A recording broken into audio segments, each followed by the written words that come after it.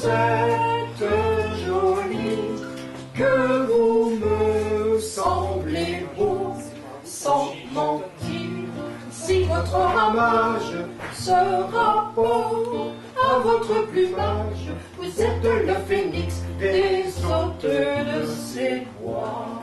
Boccagiono, sur le chemin des dames, lorsque soufflent les vents fous accourus de nulle part, toi, Angelo, l'homme qui plantait des arbres, là-haut sur la colline de Manosque des plateaux, rêves-tu encore comme Ulysse à ce petit garçon qui avait envie d'espace? Songes-tu dans l'odeur des collines meurtries, balayées par les crachins de l'Est, à Manon et à l'enfançon serré sur sa poitrine, que tu as laissé l'âme lourde au détour du chemin? Je suis difficile et j'ai horreur du chou-fleur, des haricots beurre, de la ciboulette, des côtes de bête, de la choucroute, du pâté en croûte, de la viande et surtout du foie. Je préfère le chocolat et je vais faire une grosse colère si vous ne m'en donnez pas. Elle allume les étoiles, elle éclaire la lune. Elle retourne vers nulle part. Au petit matin, traces à l'encre noire. Elle se dilue dans la lumière. Elle en oublie ses rêves flétris pour ne plus être que mémoire dans notre esprit.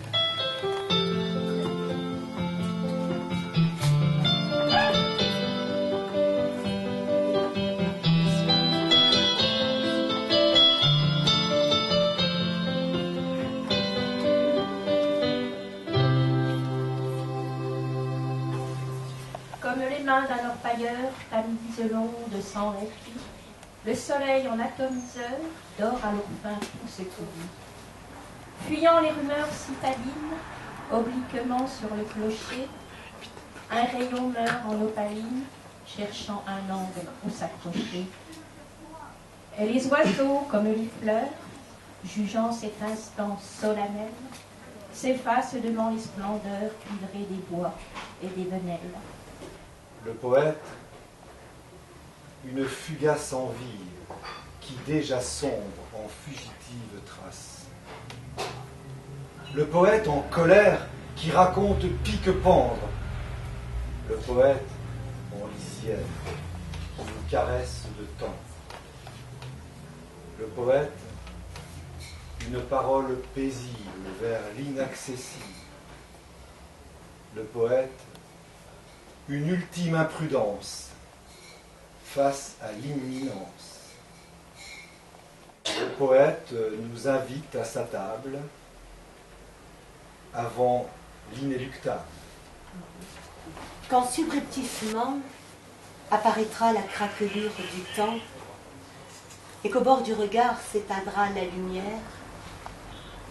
que silencieusement, pareil à un cristal qui se brise en éclats, s'assourdira en nous l'âme de la passion, je tournerai les pas à l'envers de toi pour aller m'allonger à des sables mouvants et je m'alanguirai d'un geste suppliant en ultime prière qu'emportera le temps. Hommage à René Char et à ses camarades.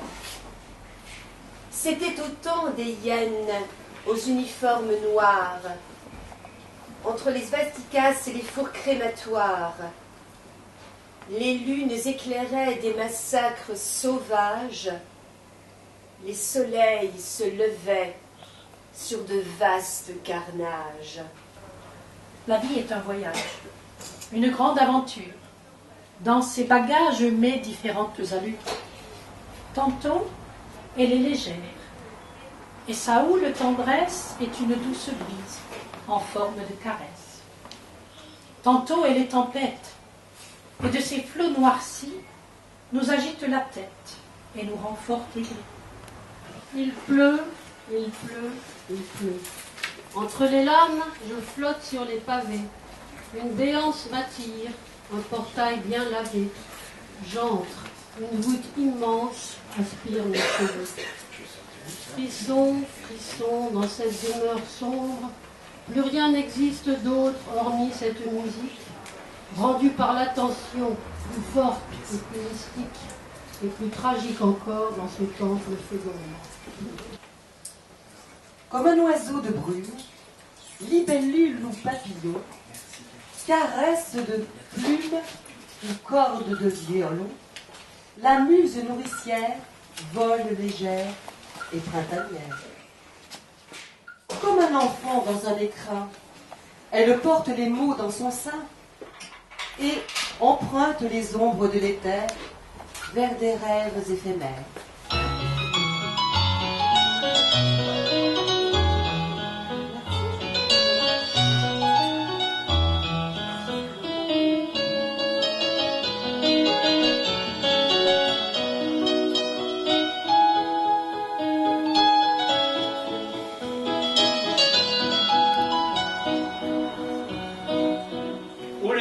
J'ai une deuxième main. Et tout le monde sait bien que chacune feint d'ignorer ce que fait sa voisine. Jeu de main, jeu de vilain, dit-on à la gamine. Quand elles se joignent, une prière au ciel s'élève. Mais si elles claquent l'une contre l'autre, c'est de plaisir. Et le clown au nez rouge nous regarde l'applaudir. Quel bonheur, quand dans ma main se glisse confiante une petite main. Dans l'esquisse du jour, une pâle rosée sur un bourgeon de fleurs tendrement déposé, perle d'une eau limpide, un délicat serment. Tu seras au jardin le plus bel ornement. Défripant son jupon d'un sommeil inutile, la nature nourrit l'humble bouton fragile. Puis, au rayon de l'or du bel astre luisant, enfant, tu m'émerveilles, au lustre séduisant.